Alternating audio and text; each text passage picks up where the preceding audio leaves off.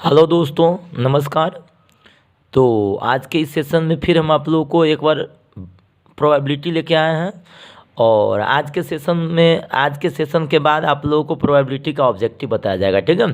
तो आज के इस सेशन को बढ़िया से आप लोग देखिए और बढ़िया से समझिए। कहीं से भी आपको कोई दिक्कत होता है तो आप लोग कमेंट बॉक्स में जाके ज़रूर टाइप कीजिए, ठीक है। तो चलिए आइए स्टार्ट करते हैं, ठीक है।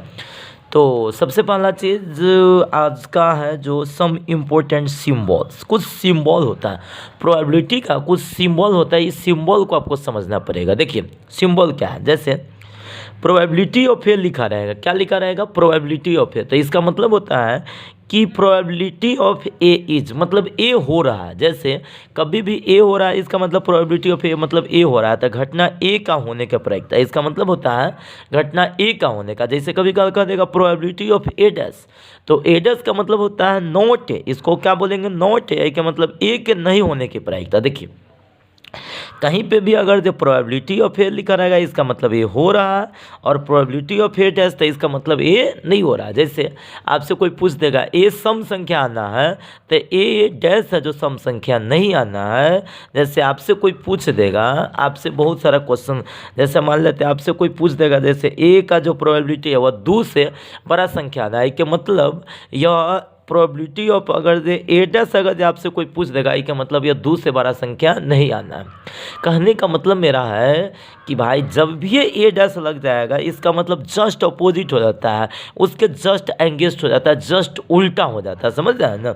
अब देखिए कभी कॉल probability of A union B दे देगा, तो ए यूनियन बी का मतलब होता है या तो ए होगा या बी होगा। तो इसको हम लोग बोलते हैं प्रोबेबिलिटी ऑफ ए और बी। कभी कॉल इसी को probability of A plus B भी दे दिया जाता है। समझ रहे हैं ना? तो घटना ए और बी में से कम एक के होने के प्रायिकता, कम से कम एक के होने का प्रायिकता अगर जो कम से कम कह देगा, समझ रहे हैं ना, तो समझ लीजिए यूनियन निकालेंगे। अब देखिए प्रोबेबिलिटी ऑफ ए इंटरसेक्शन भी है, कदिए probability of A intersection B, तो इसको लिखेंगे probability of A and B, probability of A and B. अब बराबर में इसको क्या लिखेंगे? Probability of A B. कहने का मतलब कि जैसे यूनियन रहेगा तो उसको जोड़ लिख देते हैं, उसी तरह से इंटरसेक्शन रहेगा तो गुना लिख दीजिएगा।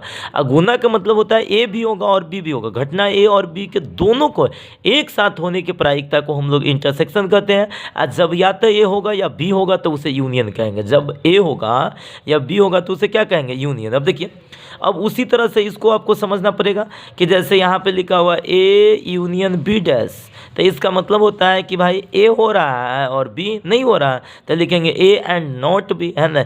ए के घटने और बी के नहीं घटने की प्रायिकता। उसी तरह से ए डैश है इंटरसेक्शन बी डैश है, कि मतलब ए नहीं होगा बी होगा, ए के नहीं घटने तथा बी के होने घटने की प्रायिकता।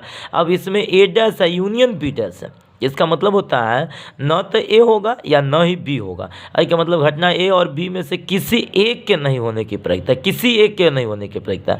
अब देखिए उसी तरह से A union B union C है, इसका मतलब या तो ए होगा या बी होगा या सी होगा, ए बी में से कम एक के होने की प्रायिकता। आज जब जो इंटरसेक्शन रहेगा इसका मतलब तीनों को होने का प्रायिकता, ठीक है।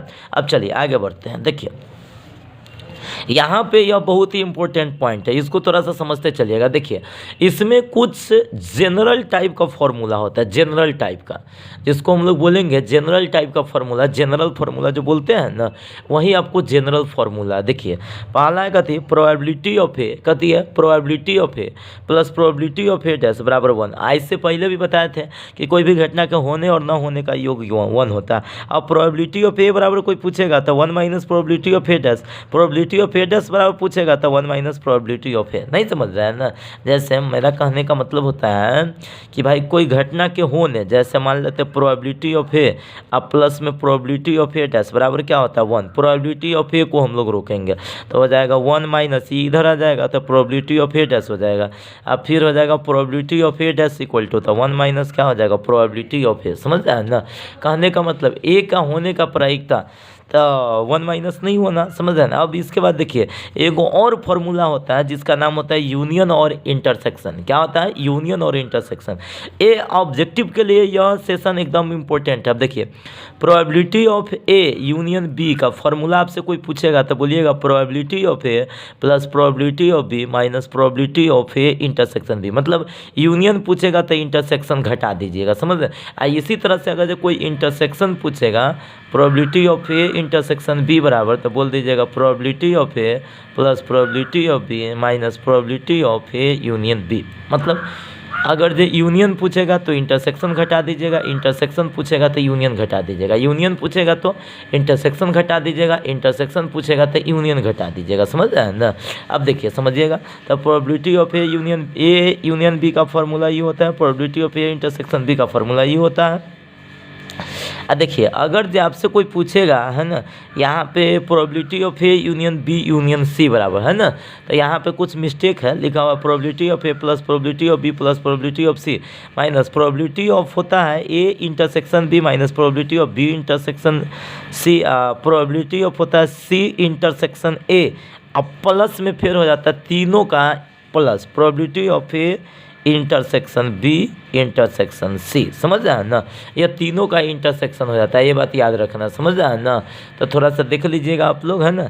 अब चलिए, अब एगो होता है डी मॉर्गन्स रूल होता है, इस रूल को समझिए सब आदमी।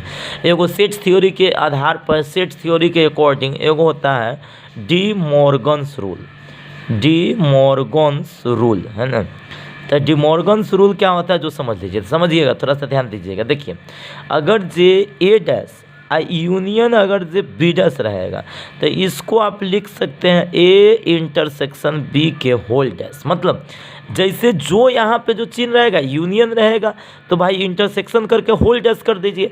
अगर जो इसी में अगर जो रहेगा ए डैश इंटरसेक्शन बी डैश तो इसको आप लिख दीजिए ए यूनियन बी के कथी होल डैश। समझ रहे हैं ना? ये बात आपको याद रखना है। जैसे यह डी मॉर्गन्स रूल क्या कहता है कि अगर जो ए डैश क्या रहेगा ए डैश और इंटरसेक्शन में रहेगा कथी बी डैश, ए डैश इंटरसेक्शन में कथी रहेगा बी डैश, तो इसको हम लोग क्या लिखेंगे ए इंटरसेक्शन बी के कथी होल डैश, या ए डैश इंटरसेक्शन बी डैश तो ए यूनियन बी के कथी होल डैश। अब जैसे कभी कभार आपको यहाँ पे दिया हुआ है, जैसे मान लेते थोड़ा सा देर के लिए आपको कोई अगर जो पूछ दे कि भाई probability of A dash union B dash बराबर, तो सबसे पहले तो हम इसको ऐसे लिख सकते हैं probability of A intersection B के होल डैश। देखिए जैसा ही डैश लगा हुआ था फॉर्मूला जानते हैं 1 minus probability of A union, कोई भी चीज़ में ना होना रहेगा तो 1 माइनस होना, बस इतना याद रखिएगा। अब जैसे मान लेते हैं आपके पास रहेगा probability of A dash intersection B dash, तो पहले आप लिख दीजिएगा probability of A union B के होल डैश, फिर एक लिख सकते हैं 1 minus probability of A union कितना बी। ठीक है, तो देखिए ये दो गो फार्मूला आप सब आदमी याद रखिएगा। A probability of A intersection B के होल डैश, तो इसको पूरा पर डैश चढ़ा दीजिए 1 माइनस ले, इसी को इतना करके 1 माइनस प्रोबेबिलिटी ऑफ ए ई जो है ना, ये आपको अभी नहीं समझ में आएगा, ये जब जब क्वेश्चन बताएंगे तब आपको समझ में आएगा। ठीक है, तो आज के सेशन में हम लोग इतना ही पर रोकते हैं, और अब जो अगला जो सेशन लेके आएंगे वो हम ऑब्जेक्टिव लेके आएंगे। समझ रहे हैं ना? ऑब्जेक्टिव लेके आएंगे। समझ रहे हैं ना? ऑब्जेक्टिव किसका? प्रोबेबिलिटी का। समझ रहे हैं? तो चलिए हम लोग आगे बढ़ते हैं, प्रोबेबिलिटी का ऑब्जेक्टिव की तरफ बढ़ते हैं। अब ये जो फार्मूला भी पढ़ा है ना उसी से आपको ऑब्जेक्टिव बनेगा। फिलहाल अभी जो यहाँ पे जो आप लोगों को लिखा दिख रहा है कि multiplication rule for independent event, conditional probability और डिपेंडेंट इवेंट, ये सब हम आपको एक से दो और वीडियो में बताएंगे। समझ रहे हैं ना? अभी फिलहाल ऑब्जेक्टिव लेके आता है, प्रोबेबिलिटी का ऑब्जेक्टिव लेके आ रहा है। चलिए, तो आज के सेशन में आप लोगों को बने रहने के लिए आप लोगों को बहुत बहुत धन्यवाद। ओके।